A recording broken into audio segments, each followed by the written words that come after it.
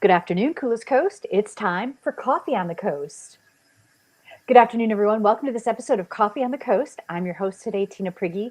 My guest is Rachel Gordon. She's a mental health counselor, and we're going to be talking about an upcoming program that you're offering at the Manitowoc Public Library. Hi, Rachel.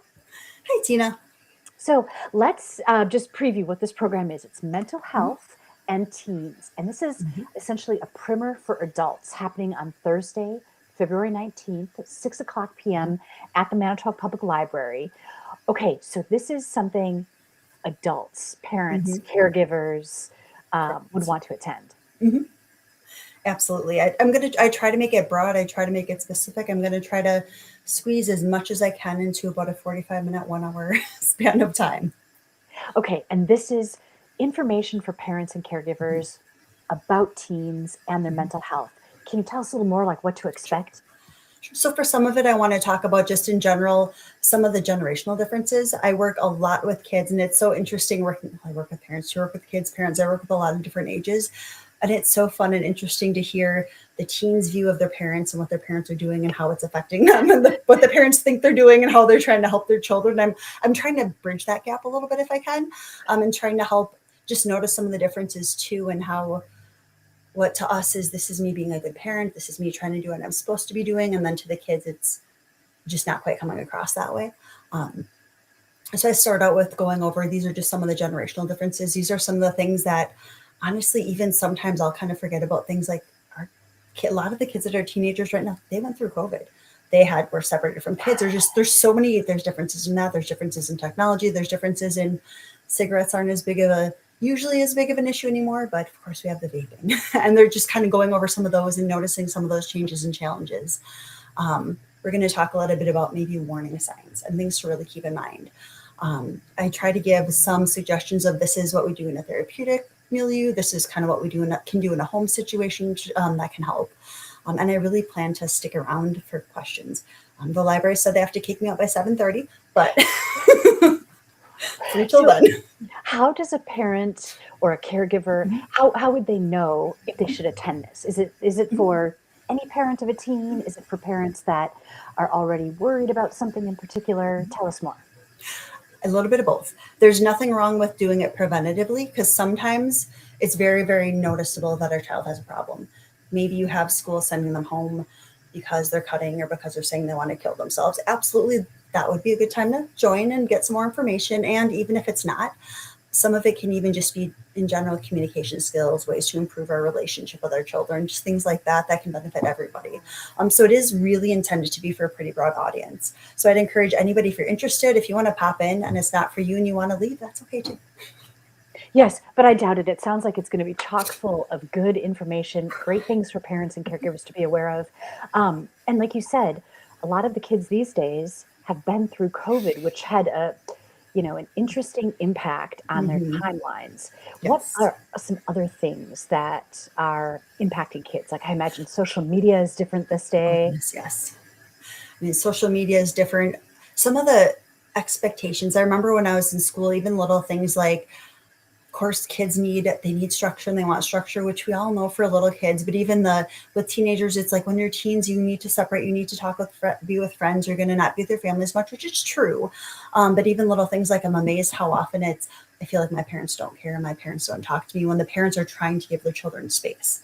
So I really think even just having conversations around what does that look like, Yeah. super super helpful and effective. And again, it's like a lot of things that we can do go across a broad range of challenges, so that can be incredibly helpful. And just the way that friendships look now it's so interesting and so different. I mean, there's absolutely, we still have kids going out hanging out with friends, having sleepovers, that still happens, but since COVID that's so different.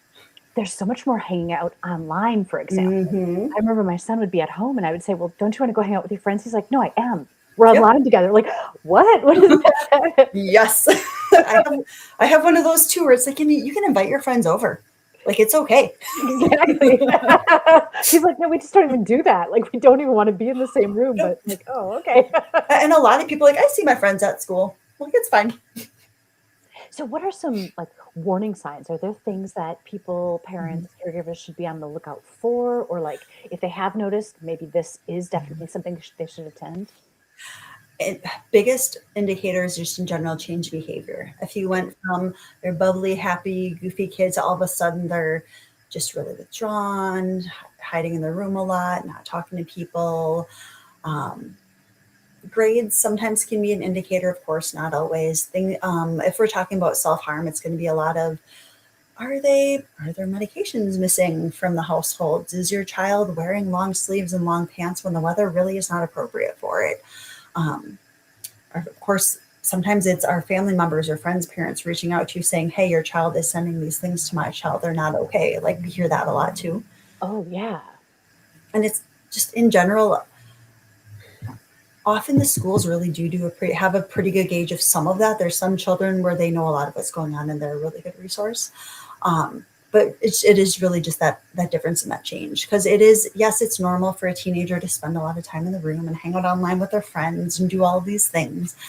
But at the same time, if they were normally really engaged and now they're not, it's like, okay, is something going on?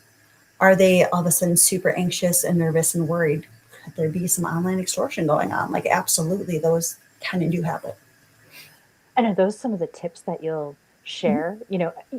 Thinking about like online extortion or cyberbullying, that's a whole new headspace, right? For a It lot of is. adults these days. Mm-hmm.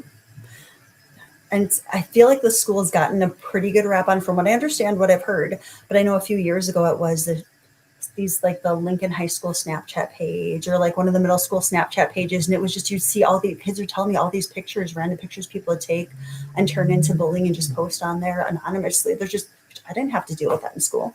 No, right, right. So, what are some of the big questions that you often hear from parents or caregivers? In general, some of it's, I just want to understand. Sometimes it's, if it's things like unhealthy peer relationships, how do I make them stop? How do I get them around healthier other friends? Why doesn't my kid want to leave the house?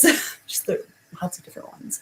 Right. Um, So, even if a parent or caregiver isn't worried about their mhm, child right now, this mhm, sounds like it's still a really valuable class to attend, right? For the information that you'd have, because being forewarned mhm. is being forearmed, right? Absolutely. And of course I'm a little biased, but I do think it's helpful. I hope that it's helpful. And that's why I really want to stay for questions too. Because I know that I'm not going to know what's on everybody's minds. And every situation is going to be a little bit different. So I really do want to make sure that there's that platform of, hey, does this fit into your wheelhouse? Is this something I should be concerned about? I really do want to offer that time and space as well. Nice. It really seems like there's a different approach to mental health in this era than like in the era I grew up, for example. Mhm. I feel like it was like, just buck up and get over it, right? Like, Oh goodness, yes. uh, so I mean, do you see that? Is that truly what's happening? There's a more open-mindedness and support of it. For the most part, it's been so neat working in the schools for the past like 8 or so years too. Just it's I'll have kids, they'll come in and I always have a candy dish, but sometimes it'd be like, they'll come in and introduce their friends. Like, hey, this is my friend. Can we have a piece of candy? Or, hey, you should talk to so-and-so. Or, oh my gosh, we were just talking about you in the hall. Cause you see, it's become so mainstream. It's become so accepted. In some circles, it's almost like a point of pride. It's just a very, very different mindset to get that help and need that help. Um, Sometimes I'll have kids come in, they're like, I think I'm pretty okay, but I just want to make sure that I'm a little anxious. I just want to learn some skills, make sure it doesn't become a problem down the road. Just a very, very different mindset. Yeah. So you're uniquely situated to have this course at the library because you're working in the schools. Mm-hmm. I'm working in the schools. I work in homes. I've done in-home therapy before this, so I've gotten to see a lot of different sides of it, which really does make a huge difference. Because just working in the office is great, but I started with in-home family therapy before that too. So seeing the full dynamics and being able to see people like in their environment gives you one I guess version of insight into it. And then seeing in the office and then working in the schools and from time to time, sometimes too, like working with school staff and seeing what they're seeing. It gives you a different lens for each piece of the approach. And I really do feel like that's been helpful. Oh, nice. So if a parent or a caregiver is planning to attend this, should they bring their child with them? Can they? Is it recommended not to? Do you have a preference? If the child is interested and they want to, that's completely okay. I guess the biggest thing would be, and I know I do this to my kids, and I know some of the students I work with really aren't fans of the either, but if a lot of teenagers are not comfortable with their parents talking about them in front of other people. So I could see where it might be uncomfortable to be sitting there talking about teenagers and how to help them. I mean, if Oh, anybody, mom, yeah. exactly, why are you talking about my personal information? Like I got called out on that the other day. And it was something. It was okay. So it's some of those things too are still like, oh yeah, it might not seem like a big deal, but it's like yes, there are plenty of things where we like to talk about our kids, and how do we keep that in mind too? Of they have HIPAA privileges as well. Right, right. I often thought about that, like even with social media as a Mm-hmm. parent, right? You're Mm-hmm. posting cute baby pics, and then, Yep. oh, look, toddler's walking. Oh, Yep. and then at some point I was like, wait, I don't know if I should be sharing like their whole lives, right? Right. At some point you want their permission. So, It's so challenging, and if there's time, I don't know if we'll have time, but if there's time, I'd love to just even have like a roundtable discussion on Life 360 and sharing photos online and just some of these other things of what's how much is enough and how much is too much. Because I do think there's, and I mentioned this, I know one of the things, but I think there's a lot of pressure too on what we should be doing as parents and how much we should know. And we should be keeping track of everything our kids are doing online. And how do we balance that with their need to have privacy and grow and try and learn as well? right. Right. Okay, I just want to put this up for our viewers. We are talking about mental health in teens, a primer for adults. This is happening Thursday, February 19th, 6 o'clock p.m. at the Manitowoc Public Library with mental health counselor Rachel Gordon. Registration is not required. Correct. Very cool. What else do you want people to know about this? Just I don't know.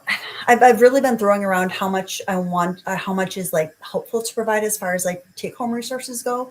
As of right now, I just have it's just a one page, but there's going to be a little bit of these are some of the signs, these are some of the things we talked about. Here are some community resources um, to at least kind of start that conversation too. So I That's guess as far awesome. as like come with your questions. Come with your questions. I'm always if you choose to come, if it's something you want to do, I'm very okay with being interrupted. Um, I do have a PowerPoint to keep myself on track, so I need one of those. Otherwise, we might not get through what I want to get through. But absolutely come with those questions, bring them in there. I want it to be not where you're just sitting there listening to somebody talk at you, because I personally am not a huge fan of that. So I try not to do that to other people. Nice. How are kids, how are they at self-reporting, for example? So if there's a student at school, maybe having an issue, maybe, Mm-hmm. feeling depressed or thinking dark Mm-hmm. thoughts or hurting themselves in some way, are they good at coming to the mental health specialist at school and having a conversation? A lot of it depends on their experience. It depends on the connection they have to that adult. There are some that are very, very good at it. And there are definitely some where I know they'll avoid, especially bullying is very underreported because they feel like it makes it worse. So there are some things that they're not going to come to the school with. Um, and I do feel like even that's where building that relationship as a family is so, so, so important. Or having a teacher that they're really connected to, because it really does, it depends on the situation. I don't know that that is really like a percentage question, if that makes sense. Right, right, right. Case by case, that does make Mm-hmm. sense. So how would a parent or a caregiver, know outside of school, we really should be seeing a mental health professional? Like a mental health professional would benefit my child. How do you tick that box off as a parent? How do you know? I know a lot of times it's gonna, is their child, are they having stomach aches? Are they having headaches? Are they avoiding school? A lot of those are things that often will get brought up, get somebody brought into session. I just in general, if you feel like your child's not your child anymore, it seems like their outlook is kind of gray on everything. That's a really good time to talk to somebody. If there's a question, you can always set up an intake, sit down, talk together, and figure out too, is this something we pursue or not? That way, the professional really can get the information as well, because sometimes that might seem like a big thing, and there might be a super small fix. Sometimes the child might not want to do therapy at all, which is a very challenging situation because sometimes they don't want to start, but they will continue, and it can be wonderful and it can be incredibly helpful. Sometimes they don't want to start and it feels like punishment and it's just ends up not being a good situation. Um, so I guess with as far as whether to do it, if you have a question, if you're concerned, you could start by talking to the school guidance counselor, have them talk to the school guidance counselor and kind of have them, they're not a licensed counselor, but absolutely they have experience that they might be able to kind of flesh out, do we see concerns? And then if not, set up an intake with a therapist. And then you can all sit down together and discuss, do we feel like there's something here that does require therapy or not? Yeah. Oh, see, these are brilliant strategies, great things that you're going to help parents and caregivers feel comfortable with. And if a parent or caregiver was looking for a mental health professional for a teen, should they specifically be looking for a professional that deals with that age? It helps. It does help if they have experience with adolescents. And to be fair, in our area, a lot of the therapists really do see quite an age range, but on most you'll be able to find an online profile and it will mention the ages they work with. And I do think it helps too that it might not be a great relationship off the bat with the first therapist who you might have to find one and see if it's a good fit for a session or two and then find another one. And sometimes it can take a little bit too to find the right fit. Okay, so that matters, having that Oh, kind of rapport or connection with your therapist. Okay. absolutely. Absolutely. That's if you look at so there are lots of different techniques we can use that are very helpful. There are of course many that are evidence-based and that are studied.